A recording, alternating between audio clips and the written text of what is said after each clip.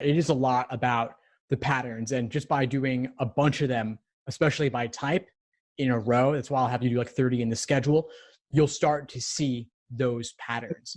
But I can group them for you theoretically into a few different major categories. And so you can be on the lookout to see, is this in particular like weakening it for this reason? So I've got a couple of like 3 or 4 that come to mind. I'll just rattle them off. So to weaken an argument, it's all about exposing the gap, right? So anything that promotes an alternative possibility or explanation for a given situation will help to weaken it. Because if you promote the alternative, you are then weakening the stated. So that's one major category. I think it's one of the most common, honestly.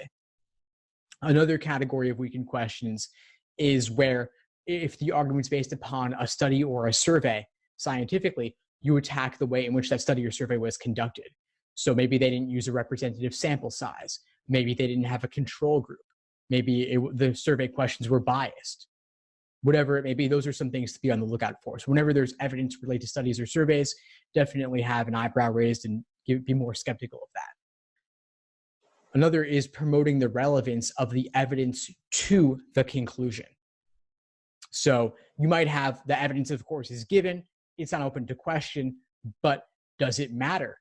Is it closely related to the conclusion enough, or is it irrelevant?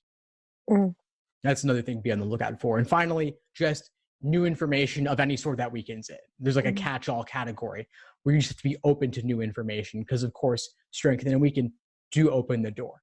And so if you're going to do, let's say tomorrow, you want to do 20 or 30 weakened questions, as you go through each correct answer, see how it relates to these categories I've just listed, because that's what helps you to see the patterns.